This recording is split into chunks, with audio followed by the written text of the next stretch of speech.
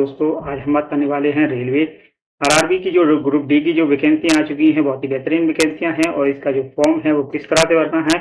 इसमें कोई बिना मिस्टेक किए आप इस वीडियो को पूरा लास्ट से अंत तक देखें, जिससे हम पूरी आपको एक एक करके पूरी इसकी जानकारी है बाकायदा नोटिफिकेशन के माध्यम से भी दिखा के आपको पूरा बताएंगे इसमें कौन कौन सी वैकेंसियां हैं और कितने पदों पर है और कौन से जोन में कितनी वैकेंसियां हैं। आप वीडियो को बिना स्किप किए पूरा देखें और इसमें कोई भी अगर समस्या आती है फिर आप हमें कमेंट के माध्यम से बता सकते हैं कि आपको कहाँ पर क्या समस्या आया है, तो हम इसका भी आपको सॉल्यूशन पूरा बताने की कोशिश करेंगे। तो सबसे पहले इसकी जो ऑफिशियल वेबसाइट है, आप यहाँ पर rrbapply.government.in इस पर आ जाएंगे और इस पर आने के बाद यहाँ पर दो ऑप्शन दिया है। यहाँ पर अप्लाई वाले ऑप्शन पर क्लिक करेंगे तो यहाँ पर सबसे पहले ऑप्शन आता है create an account already have an account, यानी कि अगर आपका पहले से कोई अगर अकाउंट है, अगर पहले आपने अगर आरटीआई वगैरह और एलएलपी का जो भी अगर फॉर्म डाला है इससे पहले अगर आपने, तो आपके पास इसका जो आईडी पासवर्ड होता है इसका आपके पास रजिस्ट्रेशन नंबर रहेगा। अगर आपके पास रजिस्ट्रेशन नंबर नहीं है तो फर्स्ट बार डाल रहे हैं तो आप क्रिएट एन अकाउंट वाले ऑप्शन पर क्लिक करेंगे। क्रिएट एन अकाउंट वाले ऑप्शन पर जैसे ही क्लिक करते हैं तो इसकी एक और यहाँ पर नई विंडो पर हो जाती है, जैसे कि अब यहाँ पर हम आपको दिखाने वाले हैं। ये जैसे ही यहाँ पर इसकी नई विंडो ओपन हो जाती है तो यहाँ पर नोटिफिकेशन आ जाता है कैंडिडेट, यहाँ पर आप देख सकते हैं candidate who have already create an account and CN issue bye RRB in 2024 not required for registration again, यानी कि दे रहा है अगर आपका पहले 2024 में अगर आपने कभी भी आरआरबी में अगर इसका रजिस्ट्रेशन किया है तो आप इसका दोबारा से रजिस्ट्रेशन ना करें, आपको वही रजिस्ट्रेशन नंबर से आपका काम हो जाएगा। तो हमने यहाँ पर इसको यहाँ पर ओके कर दिया, यानी कि हमारे पास यहाँ पर अभी जैसे मान लीजिए यहाँ पर कोई नया रजिस्ट्रेशन नंबर नहीं है तो क्रिएट अकाउंट वाले ऑप्शन में सबसे पहले हमें यहाँ पर अपना जो नेशनलिटी है वो सिलेक्ट करना है। आप कहाँ से बिलोंग करते हैं, इंडिया, नेपाल, भूटान, जहाँ से भी बिलोंग करते हैं आप उसको फिल करें। जैसे हम इंडिया से हैं तो हमने इंडिया को फिल किया। उसके बाद यहाँ पर फुल नेम, यानी कि यहाँ पर आपका जैसे सर ने यहाँ पर फुल नेम यहाँ पर डालना होगा हमें, जैसे यहाँ पर फुल नेम डाला, दोनों री एंटर में भी यहाँ पर अपना फुल नेम डालेंगे। उसके बाद यहाँ पर यू है चेंज योर नेम, अगर आपका कोई भी नाम अगर और भी है तो यहाँ पर आप चेंज वाले ऑप्शन पर करके यहाँ पर अपना नाम चेंज कर सकते हैं। जैसे हमारी स्थिति में हमारे पास यहाँ पर नहीं है तो हमने यहाँ पर नो किया। उसके बाद यहाँ पर हमें कैंडिडेट का यहाँ पर डेट ऑफ बर्थ को फिल करना है, यहाँ पर दोबारा से फिर से डेट ऑफ बर्थ को फिल करेंगे। उसके बाद यहाँ पर जेंडर को फिल करेंगे, यहाँ पर आपका क्या है, मेल है फीमेल है, उसको सिलेक्ट करेंगे। आपका जो भी है आप अपने हिसाब से सिलेक्ट करें। उसके बाद यहाँ पर कैंडिडेट का यहाँ पर फादर नेम, यहाँ पर दोबारा से फादर नेम को देंगे। उसके बाद यहाँ पर मदर नेम को देंगे, यहाँ पर फिर से मदर नेम को दोबारा से। उसके बाद यहाँ पर हमें एक वैलिड अपना ईमेल आईडी और मोबाइल नंबर देना होता है, जिसको यहाँ पर वेरीफाई भी करना होता है। जैसे मान लीजिए हम यहाँ पर अपना एक ईमेल आईडी और मोबाइल नंबर देकर यहाँ पर अपना जो रजिस्ट्रेशन है वो कर लेते हैं, पर यहाँ पर इसका जनरेट ओटीपी वाले ऑप्शन पर क्लिक करेंगे तो आपकी जो मेल आईडी है उस पर एक इसका मेल जाएगा, उस ओटीपी जाएगा। उस ओटीपी को यहाँ पर फिल करने के बाद जनरेट यानी पर यहाँ पर वेरीफाई वाला ऑप्शन आता है, उस पर वेरीफाई कर लेंगे तो आपका मेल वेरीफाई हो जाएगा। इसी तरह से मोबाइल नंबर पे आपका एक ओटीपी आएगा, उस ओटीपी को फिल यहाँ पर करेंगे तो और उसके बाद इसको वेरीफाई कर लेंगे। इसके बाद यहाँ पर हमें अपना जो आधार नंबर है, आधार नंबर को फिल करना है। उसके बाद जनरेट आधार ओटीपी वाला ऑप्शन पर क्लिक करेंगे। अगर आपके पास आधार नहीं है तो आई डोंट हैव आधार वाला ऑप्शन है, इस पर क्लिक करेंगे। तो इसके ऊपर जैसे ही क्लिक करते हैं तो इसमें आपके पास फिर यहाँ पर और भी देख सकते हैं हमने अपना एक अकाउंट जो है लॉगिन कर लिया है। अब इस अकाउंट को के थ्रू हम अपना जो फॉर्म है भर के दिखाने वाले हैं आपको किस तरह से फॉर्म भरना है। तो सबसे पर देख सकते हैं हमने इसका जो फॉर्म है वो यहाँ पर लॉगिन कर लिया है, अपना जो अकाउंट नंबर से लॉगिन कर लिया है। अब आप यहाँ पर देख सकते हैं यहाँ पर 3 ऑप्शन आ रहे हैं। यहाँ पर जनरल इंस्ट्रक्शन आप यहाँ पर पढ़ सकते हैं इसकी जो भी है, और यहाँ पर उसके बाद आता है ऑनलाइन एप्लीकेशन और इसके बाद एप्लीकेशन हिस्ट्री। अगर आपने पहले अगर आपने कभी इसमें जो आवेदन किए हैं जैसे आरटीआई वगैरह में, तो इसके जो हिस्ट्री में आप देख सकते हैं आपने कितने कौन कौन से फॉर्म डाले हैं। उसके बाद हम आपको यहाँ पर नया एप्लीकेशन करके दिखाने वाले हैं। तो यहाँ पर ऑनलाइन एप्लीकेशन वाला ऑप्शन आ रहा है, इस पर हम क्लिक करेंगे। इस पर हम क्लिक करते हैं तो यहाँ पर जो वैकेंसियाँ हैं वो यहाँ पर ओपन हो जाती हैं। यहाँ पर आप देख सकते हैं अभी फिलहाल में जो हमारे पास जो नई वैकेंसी आई है वो ये आप देख सकते हैं आरआरबी लेवल 7 के अंतर्गत सीपीसी पे मेट्रिकल दिया है। आप देख सकते हैं यहाँ पर 23 तारीख से यानी कि आज की डेट से इसके फॉर्म स्टार्ट हो चुके हैं और इसके फॉर्म भरने की अंतिम तिथि है 22 फरवरी 2025 है। यहाँ पर आप देख सकते हैं। अभी हम फिलहाल बात कर रहे हैं इसमें ग्रुप डी के जो फॉर्म किस तरह से भरना है। तो इसके लिए सबसे पहले यहाँ पर हम अपना रीजन सेलेक्ट करना होगा, यानी कि आपको आप किस रीजन से यहाँ पर अपना जो फॉर्म है अप्लाई करना चाहते हैं। आप अपना पहले रीजन वाइज चेक कर लें कि कौन से रीजन में कितनी वैकेंसियां हैं। तो इसके लिए आप यहाँ पर नोटिफिकेशन आप देख सकते हैं, हम आपको दिखा रहे हैं। यहाँ पर आप रीजन वाइज देख लीजिए, आप कौन से रीजन कितनी वैकेंसियां हैं, आप अपने हिसाब से डालें। जैसे भी सबसे ज़्यादा यहाँ पर मुंबई रीजन में यहाँ पर सबसे ज़्यादा वेस्टर्न रेलवे यानी कि मुंबई में सबसे ज़्यादा वैकेंसियां यहाँ पर हैं। आप यहाँ पर देख सकते हैं, यहाँ पर टोटल वैकेंसियां यहाँ पर आप देख सकते हैं, यहाँ पर अलग अलग कैटेगरी वाइज यहाँ पर देख सकते हैं कौन सी कैटेगरी में कितनी वैकेंसियां हैं। और यहाँ पर पोस्ट प्रेफरेंस को भरने से पहले एक बार आपने जो ये आप यहाँ पर जो कैटेगरी है, यहाँ पर 14 कैटेगरी के यहाँ पर फॉर्म में अप्लाई यानी कि पोस्टें हैं, ये अलग अलग पोस्टों में कितनी कितनी वैकेंसियां हैं उस हिसाब से आप डालें। यहाँ पर अलग अलग वैकेंसियां हैं इन सभी की, यहाँ पर आप एक बार अच्छे से चेक कर लें, उसी के बाद फिल करें। क्योंकि यहाँ पर जो भी पोस्टें हैं इसमें कोई अच्छी पोस्टें भी हैं, कोई लेबर वर्क की भी है, और सब तरह की पोस्टें हैं। आपको जो भी पोस्ट अच्छी लगती है उसको पहले प्रेफरेंस दो, उसके बाद जो आपको नहीं करनी है वो आप यहाँ पर नीचे दूसरे तीसरे चौथे नंबर पे आप दे सकते हैं। हालांकि आपका जो भी आपका मेरिट बेस के हिसाब से आपका जो सिलेक्शन रहेगा आपका, लेकिन सबसे अच्छा तो यही है कि आप सबसे अच्छा पहले इसमें जो भी अच्छी अच्छी कैटेगरी के हैं उसको आप अपने हिसाब से यहाँ पर छाट के पहले प्रेफरेंस दें, उसके बाद जो लास्ट में है उसको अपने हिसाब से लास्ट में रखें। तो आप यहाँ पर देख सकते हैं सभी रीजन वाइज रीजन यहाँ पर दिए गए हैं, आपको जिस भी रीजन से भरना है। अब हम आपको एक अपना जो रीजन वाइज दिखा रहे हैं, हम जैसे मान लीजिए यहाँ पर भोपाल से अप्लाई कर रहे हैं, तो भोपाल रीजन को हमने यहाँ पर सिलेक्ट किया और उसके बाद यहाँ पर आई एग्री वाले ऑप्शन पर क्लिक करेंगे और नेक्स्ट वाले ऑप्शन पर क्लिक करेंगे। जैसे इस पर क्लिक करते हैं तो यहाँ पर इसका जो फॉर्म है वो यहाँ पर ओपन हो जाता है। अब यहाँ पर आप देख सकते हैं इसका जो फॉर्म है वो यहाँ पर ओपन हो चुका है। अब आप यहाँ पर कैंडिडेट की समस्त डिटेल है वो यहाँ पर आ चुकी है, जैसा कि आप यहाँ पर देख सकते हैं। यहाँ पर नाम, पिता का नाम, डेट ऑफ बर्थ, माता का नाम, सब चीज़ आ चुका है। अब हमें यहाँ पर शुरुआत यहाँ से करनी है। यहाँ पर मटेरियल स्टेटस पे यानी कि आप मैरिड हैं अनमैरिड हैं वो सिलेक्ट करना है। जैसे मान लीजिए कैंडिडेट अभी अनमैरिड में है तो अनमैरिड को सिलेक्ट करें। उसके बाद यहाँ पर धर्म आपका क्या है, हिंदू है क्या है वो देना है। उसके बाद आपकी जो मदर टंग यानी कि आपकी जो लैंग्वेज क्या है वो आपने यहाँ पर जो भी आपकी लैंग्वेज हो, आप हिंदी, उर्दू, गुजराती जो भी कुछ बोलते हैं वो आप यहाँ पर लिख सकते हैं। और उसके बाद चॉइस ऑफ लैंग्वेज एग्जामिनेशन यानी कि आप यहाँ पर पेपर में जो एग्जामिनेशन लैंग्वेज कौन से सिलेक्ट करना चाहते हैं, तो हमने हिंदी को सिलेक्ट किया। उसके बाद यहाँ पर दो परमानेंट विजिबल मार्क यानी कि आपके बॉडी में कोई भी दो चिन्ह होने चाहिए, जैसे कहीं पर कटे का निशान या तिल का निशान कुछ भी है तो यहाँ पर आप फिल कर दें। उसके बाद यहाँ पर कम्युनिटी में आप कौन सी कैटेगरी से आते हैं, आप जनरल से आते हैं या SC ST OBC EWS। अगर आप यहाँ पर जनरल को सिलेक्ट करते हैं तो आपको यहाँ पर जाति प्रमाण पत्र का अपलोड करने का कोई भी यहाँ पर ऑप्शन नहीं दिखाई देता है। अगर आप SC ST से करते हैं तो जैसे मान लीजिए यहाँ पर OBC कर देते हैं तो आप यहाँ पर देख सकते हैं, यहाँ पर आपको SC ST कैटेगरी सर्टिफिकेट आपको देना पड़ेगा। वहाँ पे यहाँ पर ये बता रहे हैं। और यहाँ पर ये पूछ रहा है do you under OBC criminal layer. अगर आप क्रिमिनल लेयर में आते हैं तो यस करें, अन्यथा नो पर क्लिक करें। जैसे क्रिमिनल लेयर में वो आते हैं जिनकी सैलरी सालाना इनकम जो है 8 लाख से ज़्यादा रहती है मंथली इनकम, तो अगर आपकी ज़्यादा है तो आप यस करें, अगर आपकी नहीं है तो आप नो पर क्लिक करें। अगर जैसे इस पर नहीं करते हैं तो आपको यहाँ पर जाति प्रमाण पत्र नहीं देने की आवश्यकता पड़ेगी। अगर आप यस करते हैं तो आपको यहाँ पर अपना जो जाति यहाँ पर आपका नेम ऑफ कास्ट यानी आपका जाति अपना देना है। आपका जैसे जैसे धोबी ना बड़ाई नाई जो भी है आपका वो यहाँ पर डालें। उसके बाद यहाँ पर इसका जाति का सर्टिफिकेट नंबर डाल दें। उसके बाद यहाँ पर ये जो सर्टिफिकेट है वो किसने इशू किया है, डिवीजन तहसीलदार ने किया है, मजिस्ट्रेट ने किया है या किसने भी किया है, उस चीज़ को आप कलेक्टर अपर कलेक्टर जिसने भी आपका सिलेक्ट किया है वो आप यहाँ पर सिलेक्ट कर सकते हैं।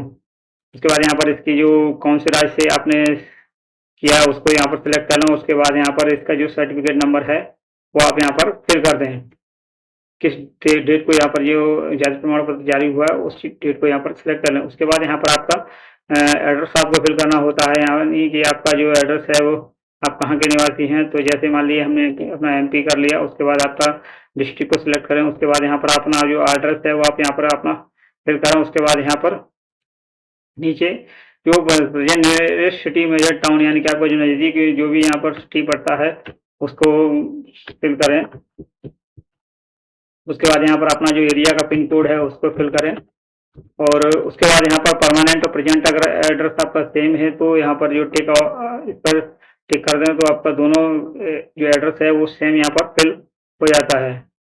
तो ऐसे भी डाटा फिल करने के बाद हम यहाँ पर जो अपना डाटा है वो सेव पर क्लिक कर देंगे तो ये डाटा जितना भी हमने अभी तक भरा है वो सेव हो जाएगा। उसके बाद यहाँ पर नेक्स्ट वाले ऑप्शन पर क्लिक करेंगे नेक्स्ट वाले ऑप्शन पर जैसे ही क्लिक करते हैं तो ये हमारा डाटा यहाँ पर सेव हो गया। फिर नया न्यू स्टेप यहाँ पर ओपन हो जाता है। तो अब यहाँ पर पूछ रहा है एक्स सर्विसमैन के बारे में। अगर आप एक्स सर्विसमैन है तो यस क्लिक करेंगे। अगर यस करते हैं तो आपको अपना जो डिफेंस बताना है, कितने से आपको रैंक बताना है, डेट ऑफ अल्ट्रेशन यानी कि आप कब से ज्वाइनिंग किया था, और यहाँ पर उसके बाद यहाँ पर are you still defence service air force navy किसमें का था वो आप यहाँ पर सिलेक्ट कर सकते हैं। और अगर आपकी स्थिति में अगर यहाँ पर है तो आप भरें, अगर नहीं है तो आप नो पर क्लिक करें। उसके बाद यहाँ पर आता है पर्सनल विद डिसेबिलिटी बेंचमार्क। अगर आप डिसेबिलिटी है यानी कि आपको किसी तरह के विकलांग हैं तो आप यस पर क्लिक करें। अगर यस पर क्लिक करते हैं तो आपको यहाँ पर डिसेबिलिटी आपको बताना होगा किस प्रकार की डिसेबिलिटी है, सब कैटेगरीज की बतानी है। उसके बाद यहाँ पर परसेंटेज डिसेबिलिटी, आप कितना परसेंट डिसेबिलिटी है, 40, 50, 60 जो भी आपकी परसेंटेज है वो आप यहाँ पर सिलेक्ट करें। अगर आप परमानेंट है या टेम्परेरी है उसको सिलेक्ट करें। और अगर परमानेंट टेम्परेरी है तो आपको दिनांक बताना है किस दिनांक से है। और यहाँ पर इसका जो पीडब्ल्यूडी सर्टिफिकेट आपको यहाँ पर नंबर भरना होगा। उसके बाद यहाँ पर पीडब्ल्यू इशू डेट यानी किस डेट को इशू हुआ है वो डेट को यहाँ पर फिल करना होगा। हमारी स्थिति में हमारे पास ऐसा कुछ नहीं है तो हम यहाँ पर नो पर क्लिक करते हैं। उसके बाद यहाँ पर स्क्रॉल डिटेल में अगर आपके पास है तो यस करें, अन्यथा नहीं है तो नो पर क्लिक करें।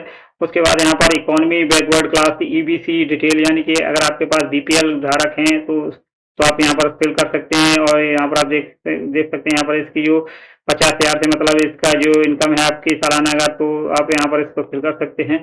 तो यहाँ पर आपको यहाँ अपना जो राशन नंबर है वो आपको सर्टिफिकेट नंबर देना होगा। उसके बाद अथॉरिटी सिग्नेचर किसने यहाँ पर बीपीएल जारी किया है उसको यहाँ पर सिलेक्ट करेंगे। और सीडीओटी यानी कि स्टेट को यहाँ पर आपका बीपीएल का यहाँ पर जारी हुआ उसको यहाँ पर फिल करेंगे। हमारी स्थिति में हमारे पास बीपीएल नहीं है तो हम इसको नो पर क्लिक करेंगे। उसके बाद यहाँ पर आप यू आर एम्प्लॉय और रेलवे इंडियन रेलवे अगर आप एम्प्लॉय हैं तो आप यहाँ पर यस करें। अगर हैं तो आपको यहाँ पर इसकी पूरी डिटेल देनी होगी आपको, यानी कि यहाँ पर आपने कब से यहाँ पर ज्वाइनिंग किया है वो आपको देना है, कैटेगरी देना है। और उसके बाद प्लेस ऑफ वर्किंग कहाँ पे आप अभी ज्वाइनिंग कर रहे हैं।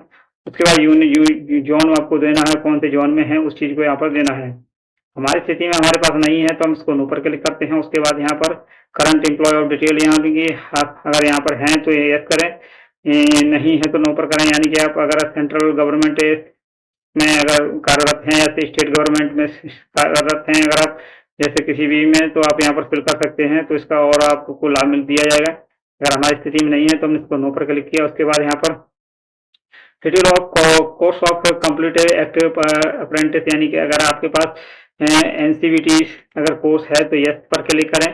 अगर है तो आपको यहाँ पर एनसीबीटी की यहाँ पर जो आपको आपकी कोर देना होगा, आपने कौन सी ट्रेड से किया है, फिटर है, वेल्डर है, जो भी है आपका वो यहाँ पर सिलेक्ट करें। उसके बाद ट्रेनिंग फॉर्म डेट यानी कि इसका जो आपने कब से एनसीबीटी किया था उस साल का यहाँ पर सिलेक्शन करना है। Date of training of the date ये सब फिल करना है। सर्टिफिकेट नंबर फिल करना है और उसके बाद सर्टिफिकेट डेट इशू हुआ कब हुआ वो सब चीज यहाँ पर देना है। अगर आपके पास है तो यहाँ पर फिल करें, अगर नहीं है तो यहाँ पर नो पर क्लिक करें। इसके बाद यहाँ पर हमें अपना जो अकाउंट नंबर है वो फिल करना है।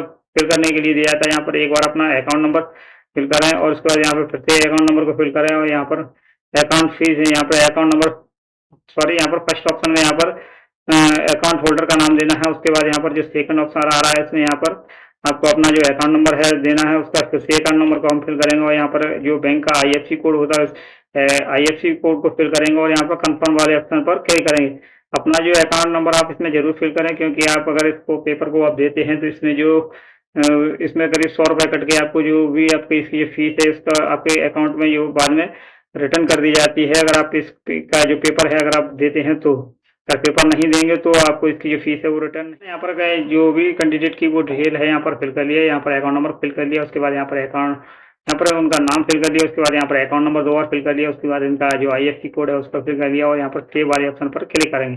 सेव वाले ऑप्शन पर क्लिक करते हैं तो ये भी डाटा यहाँ पर सेव हो जाता है। और नेक्स्ट वाले ऑप्शन पर क्लिक करते हैं। नेक्स्ट वाले ऑप्शन पर क्लिक करते हैं तो एक और यहाँ पर नया टैब ओपन हो जाता है। अब यहाँ पर पूछ रहा है, यहाँ पर जो नेक्स्ट ऑप्शन क्वालिफिकेशन के संबंध में पूछ रहा है आपका, आपने क्वालिफिकेशन है वो क्या कर रखा है, 10th मेट्रिकुलेशन है, एनएसी है, आईटीआई है। तो हम 10th के बेस पे फॉर्म डाल रहे हैं तो यहाँ पर 10th को फिल करेंगे। यहाँ पर अच्छा 10th है वो आपने किसी स्टेट से सिलेक्ट किया है उस स्टेट को आप यहाँ पर सिलेक्ट करें।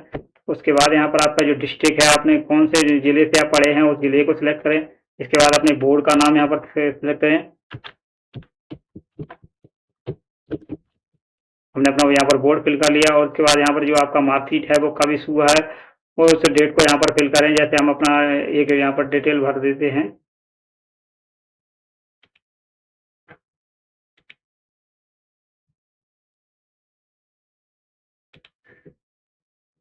उसके बाद यहाँ पर आपको अपना जो रोल नंबर है वो रोल नंबर को फिल कर लें। आपका जो भी रोल नंबर है आप इसको अच्छे से फिल कर लें। हम आपको खाली एक रैंडम जानकारी दिखा रहे हैं, आप अपने अपने हिसाब से भरें। आपका जो भी है हम तो खाली एक आपको सब समझाने के लिए भर रहे हैं।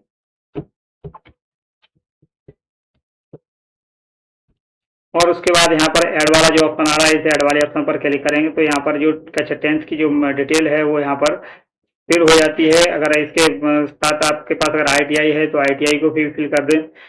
तो इसका जो लाभ है शायद आपको परसेंट जो आपकी जो रैंकिंग में है वो शायद थोड़ा बहुत अंतर देखने को मिले। अगर ITI के अलावा अगर आपके पास NSC है तो NSC को भी यहाँ पर फिल कर दें। अगर NSC नहीं है तो छोड़ दें और खाली क्लास 10 के आधार पर आप यहाँ पर अपना जो फॉर्म है वो यहाँ पर फिल कर सकते हो। उसके बाद यहाँ पर हमने जो अपनी कक्षा 10th की डिटेल है वो यहाँ पर फिल कर ली है। और उसके बाद यहाँ पर नेक्स्ट वाले ऑप्शन पर क्लिक करेंगे। नेक्स्ट वाले ऑप्शन पर जैसे ही क्लिक करते हैं तो उसके बाद यहाँ पर फोटो एंड सिग्नेचर का ऑप्शन आता है अपलोड करने के लिए। अब आप यहाँ पर देख सकते हैं फोटो सिग्नेचर के बारे में। यहाँ पर आप देख सकते हैं जो फोटो का सैंपल है वो किस तरह से होना चाहिए। तो आप यहाँ पर देख सकते हैं, यहाँ पर सैंपल देखिए, फोटो का सैंपल आप यहाँ पर देख सकते हैं। फोटो इस तरह का नहीं होना चाहिए जैसे कि ऊपर यहाँ पर बाल आपके कट रहे हैं, यहाँ पर एक साइड में कान इसमें नहीं दिख रहा है, यहाँ पर चश्मा लगा के रखा है बालों, यहाँ पर आंख नहीं दिख रहा है, और यहाँ पर बैकग्राउंड यहाँ पर पीछे का चेंज है, और उसके बाद यहाँ पर थोड़ा नीचे ज़्यादा कर दिया है। इस तरह से मतलब किसी भी प्रकार का यहाँ पर नहीं होना चाहिए कैप वगैरह का फोटो। जो आपका फोटो होना चाहिए वो क्लियर इस तरह से होना चाहिए जैसा कि आप यहाँ पर दिखाया गया है। एकदम साफ सुथरा, एकदम सीधा होना चाहिए, उसमें नाम और डेट मेंशन होना चाहिए। इस चीज़ का आप ध्यान रखें। और इसमें जो फोटो है वो वाइट बैकग्राउंड का होना चाहिए।